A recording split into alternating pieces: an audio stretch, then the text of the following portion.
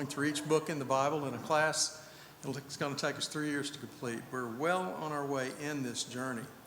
And we pretty much made our first stop in the book of Genesis, and we'll be moving on after that, completing the first book, and of course we'll be pressing on. Next week we'll start in Exodus, I believe. Today we're going to talk about the death of Jacob. Jacob's an old man and passes away. What is the purpose of blessing children in the Bible? Why were blessings used when an aging father neared his death? What did a blessing do? It was encouragement for them? Okay. I mean, he set a direction for the future, right? Okay. Well, those are some very good thoughts. It was the highest honor you could receive on earth, to receive a blessing from someone who's about to die. Whatever you were able to accomplish in your life was nowhere near as important an honor than the blessing you received from your father. Because without his blessing, you were considered unimportant. You were unsuccessful. No matter how far up in society you may have managed to go or how extensive your wealth was, your father's blessing was more important to you than that. So, what is the difference between a blessing and a birthright? They both pretty much convey something to you. A blessing, as we've talked about, conveys hopes for your future and sets a direction or a purpose for you. What is a birthright? And how does it differ from a blessing? Well, good. I'm glad you're here. If you don't know the answer to that question, huh? It's what the word indicates. It's a right of birth. It's a privilege of birth. It's an inheritance. Okay, it's an inheritance. The old man's about to die. All of what he had before is going to go to somebody, and that's your birthright when you talk about that. It was generally given to the elder son, and it was the head of household status, if you will, to him, and the right of inheritance of the father's estate. And it usually was a double portion. So you may have other children, but the oldest one got more than the rest. This was what Esau sold to Jacob. This is what he actually pulled out of his pocket and sold went to Jacob. Now, a blessing may be conferred also at the time of the settlement of the birthright, just before a father dies. So you get a birthright, and you also have the blessing that comes along with it. Each child looked forward to getting a blessing from their father, even though the eldest one would have been the one that got the birthright. So in the case of two sons, which was it? Everything was split equally between the two sons, or the younger son got more, or the younger son got less? The younger son is the one who actually wound up getting less. Just so happened, the luck of the draw, I'm the oldest one in the family, and so I deserve half of everything my father had. Is that right? Is that the way it was? Wasn't that way. I deserve more than half of what my father had to give. The older son got twice as much as the younger son. Yes, sir? Is that because they made twice the mistakes on the older son? Now, what now? Is that because they made twice the mistakes raising the older son? I suppose. I don't know. I had to put up more with you. It seems to me it'd be the other way around in my case. Well, I was the older, so I was too. I had 4 younger sisters, but well, the older would have gotten 66.23 or 66 2/3% blessing, and the younger son would receive only 33 1/3 of the blessing, and that's of the inheritance. That was a split as it went. And also today, don't forget Uncle Sam's, who comes in there with estate taxes and all kinds of things, even inheritance tax if you want to think about that. So I'm going to go off topic for just a minute and talk to you about something that's important for all of you, because I know I'm older than most of you in here. I went through this with my mother-in-law, who is advanced in age, and we talked to her quite a bit about what to do. She told me, well, my husband and I put a will together. And I said, you don't really understand what that will is going to mean to your children when you pass along and what happens with that. So we took her to a group of people here in town called the Elder Law Firm. It's a group of people who, I always thought one of his last name was Elder, but I don't think that's what it is. I believe they work for and work with people who are generally older. And they explained to us what I'm going to explain to you, and it's all about the word probate. If you've never heard this, it'll be a very important lesson for you, I think. If you have a will, it will go through probate. That will has to be taken before a group of people. They'll look at it, and they will determine what it was that you wanted to have happen with your money and other things, and they will make sure it happens. It has to go through that process. Well, first of all, think about the fact that that's going to bring lawyers into the picture. And anytime you bring a group of lawyers into the picture, that's going to create problems for you, really, technically. Also, if you do not have a will, guess what? Your estate goes into probate, just like it would if you'd had a will. Probate is expensive and very time-consuming.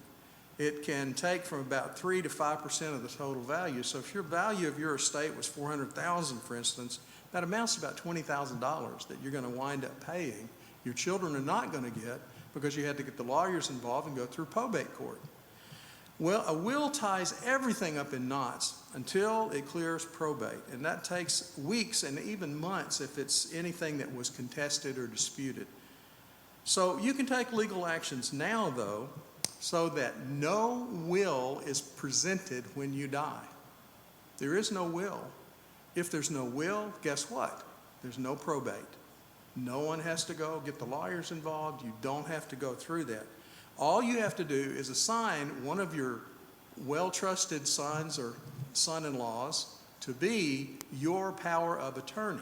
And you do that and make it legal upon your death, or in my case now, to be a power of attorney for my mother-in-law. Or you can create a trust to manage the affairs for you after you pass away as well. And either way, you don't have a will that gets presented. Nothing has to go through probate. If you haven't looked into that, you owe it to your children, if anything, to look into that. We know the story, getting back to the Bible now and things that more along the lines of what I'm supposed to talk about. Jacob the deceiver stole the birthright from his older brother Esau. And all of this for a cup of soup. If you can believe it. Campbell's soup is not that good, I don't think. Jacob fooled Isaac, though. He put a woolly thing around his arm, and the old man reached out and felt and said, "Oh, that's my son Isaac." He also had Isaac's clothes on, to make him smell like Isaac. And, father thought it was Esau. And in this way, the man Jacob received Esau's blessing, and that was important. And he received his birthright, and that was even probably more important. So here is Isaac's blessing that he placed on Jacob. Of course, he was thinking the whole time he was talking to Esau. And we know from our perspective that all of these things, all of these prophecies and blessings did come true for Jacob. The smell of Esau is like a blessed field. And you will receive heaven's dew, and you will receive earth's riches. You will have abundance of wine and grain, and many nations are going to bow down to you. You'll be Lord over your brothers, and they will bow down to you. And those who curse or bless you, you'll be cursed or blessed in kind. And once it was given, it couldn't be taken back. Esau came in later and said, "Do you not have a blessing for me, Father?" when he realized what had happened. Well, Jacob was a deceiver, right?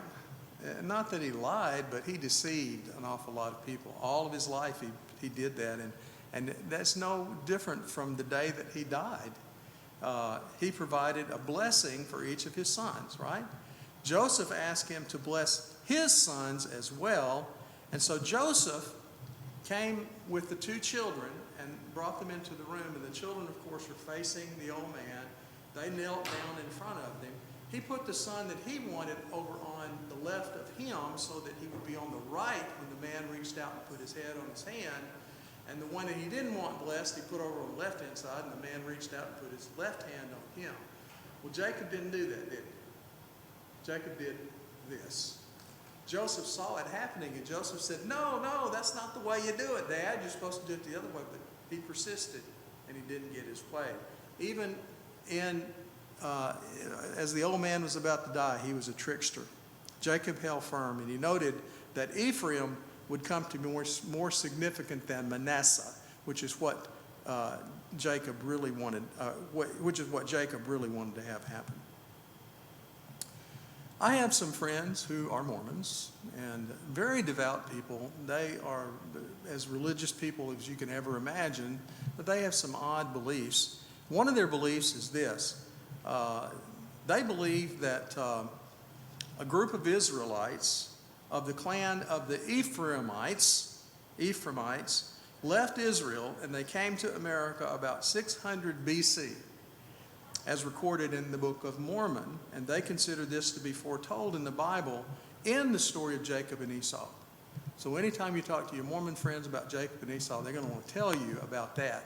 Anytime you get a knock on the door and two guys are standing there with white shirts and black pants on and they want to come talk to you about the Bible, ask them about Ephraim.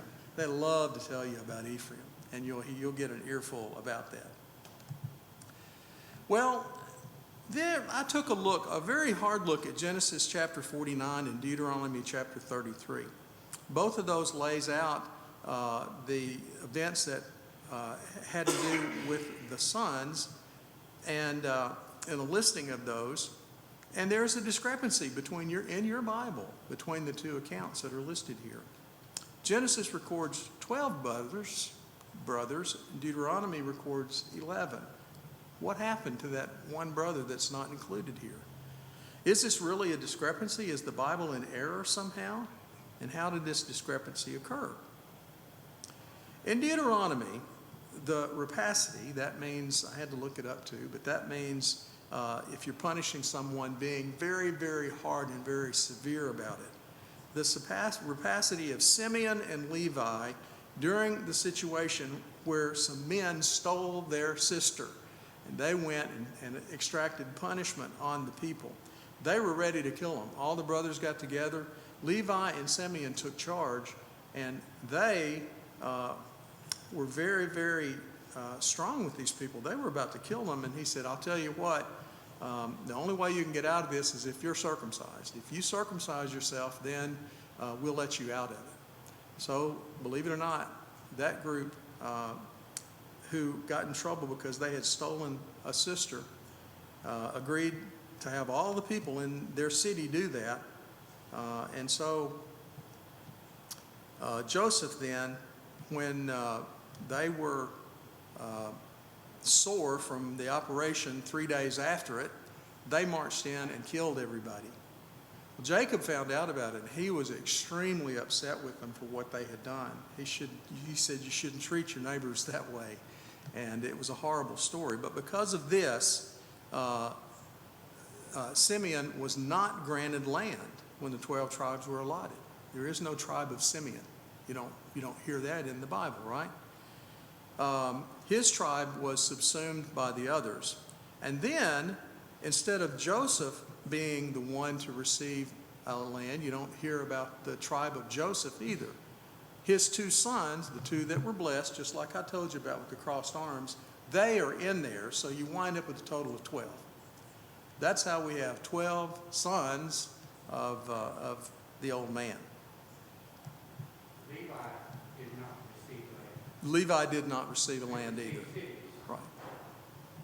Simeon received cities, but he didn't receive the land either. So there are 24 lists of Jacob's sons in the Bible, if you can believe it. 24 times you'll read about Jacob's sons, and guess what? Hardly any of them agree either. The order is different in some. People are left out in some. 24 times the list is given, and none of them really completely agree with any of the others. And here is how it actually shook out. I'm going to read this because I want to get it right with her. In birth order, they were Reuben, Simeon, Levi, and Judah. Those are the first few. When Rachel saw that she was barren after that, she gave Jacob her handmaiden Bilhah, who became a surrogate mother on her behalf. So you start off with Rachel, and then you move to Bilhah. And Bilhah's children are listed then in that order. Bilhah then gave birth to Dan and Naphtali. Leah found that she was no longer having babies on her own, so she decided to do the same thing that her sister wife had done, and she gave her maidservant, and he had a son, Zilpah. He had two sons, actually, Gad and Asher. And then Leah again became pregnant, even though she didn't think she was able to. And she had another child. His name was three other children, actually: Issachar, Zebulun, and Jacob's only daughter, Dinah. And then finally, God opened Rachel's womb, even though she didn't think she could have any more children. And she gave birth to Joseph, who became hers and Jacob's favorite son. So if you put them together and compare Genesis 49 and Deuteronomy 32, they're saying basically the same thing because of these events that occurred. But if you looked at it, someone could come to you someday and say, you know, your Bible's not accurate because in one account it's 11 and another account it's 12. You could probably handle that discussion with them. Well, we know that they got the birthright and all of that got settled, but how about the blessings? Did the blessings come true for these people who a blessing had been conferred upon them? We're looking back on it in history. We should be able to tell, right, if the blessing that Jacob provided for them came true. Well, the blessing for Reuben was none. Reuben was a bad boy. He actually had sex with one of Jacob's wives, and that completely undid him. He got nothing. The birthright of Reuben then went to Joseph. Joseph got the birthright that Reuben should have gotten. Simeon came along because of his violence, and it says violence in war, but because of the way he treated those people. We talked about the circumcision incident. Because he was the ringleader in making that happen, his promise was, your country will be subsumed in Israel. He got no land, but he did get a few cities. There were some cities of Simeon, but no land of Simeon. Levi, because of violence and war, Levi is going to be totally subsumed in Israel. Of course, we know the Levites became the priests, didn't they? And they didn't really have land. Land was given to them. They could plant things in if they needed it, if they wanted to, but they got no land. Priests had no land. Judah was praised for his warlike behavior. His father said, you've been a lion's cub. And we know, of course, that David and then later on Jesus comes from the tribe of Judah. That was the promise that he made, and that's how that one was fulfilled. Dan, according to the blessings, was the son of Bilhah, and the old man said that you're going to be a judge for your people. A very important judge that came along later, who was of the tribe of Dan, was Samson. When Samson came on the scene, he helped fulfill. And Samson wasn't the only one. There were a lot of people who were in a judge position, and they came principally from the tribe of Dan. Naphtali was a son of Bilhah. The old man said, you will provide many fawns, and your tribe will have peace and less violence.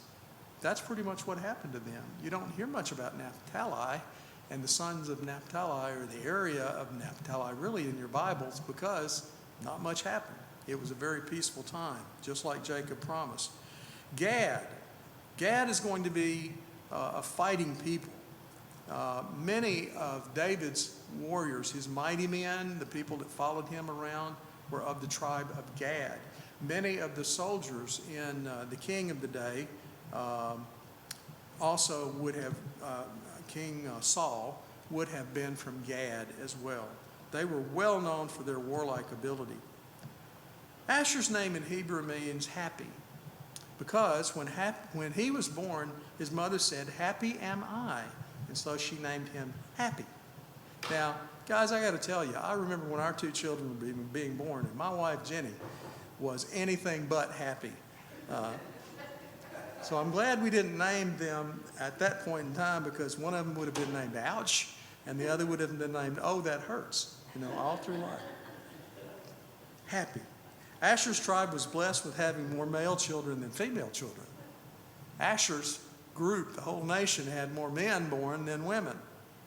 The rabbi's tradition about him is that he was a man of singular ability to be striving only for the greater good of the community and even the other tribes. He seemed to be one who was always searching for harmony between the tribes. Issachar's mother was Leah, and after she gave birth to her fourth son, Judah, Leah stopped having children, and she thought she was unable to have more children and that she was barren. One day, her oldest son, Reuben, came across some mandrakes in the field. You know what mandrakes are? I think when you pull them up out of the ground, the roots look like a man. If the tradition holds, that's true. I don't know, and if mandrakes are around today, I guess I'd like to see a mandrake root. But in folk medicine, these flowering herbs were thought to enhance a woman's fertility. So Reuben picked up the mandrakes, brought them to his mom. His mom hadn't had a child for a while. Leah and her youngest sister Rachel then argued, and they fought over who was going to get those mandrakes, but finally came to an agreement. Leah would give Rachel some of the mandrakes as a reward or payment for allowing her, Leah, to sleep with her husband Jacob. And that night, Leah became pregnant and later gave birth to Jacob's fifth child and his ninth son, Issachar. We know very little about the man's life or his tribe. We don't know much about Issachar. Zebulun's land was along the sea, a little stretch of land to the south of Jerusalem. They would be later captured by the Assyrians, and they're going to be marched away from their land. Jesus, in his Galilean ministry, spent a lot of time in Zebulun's land. Joseph is described in the Bible as a doe and a prince among his brothers, although his descendants were never thought of as being the tribe of Joseph, right? Instead, their allegiance was owed to Joseph's sons, Ephraim or Manasseh. And as promised, Joseph received a double allotment of land, one for each of his two children. Now, I talked about the Latter-day Saints and what they believe about the children of Joseph, the tribe of Ephraim. And this is the verse that they get that, by the way. They'll read Genesis 49:22, which says that Joseph is a fruitful bough by a well whose branches run over the wall. And they will explain to you that those branches that ran over the wall mean those branches came across the ocean over here to North America.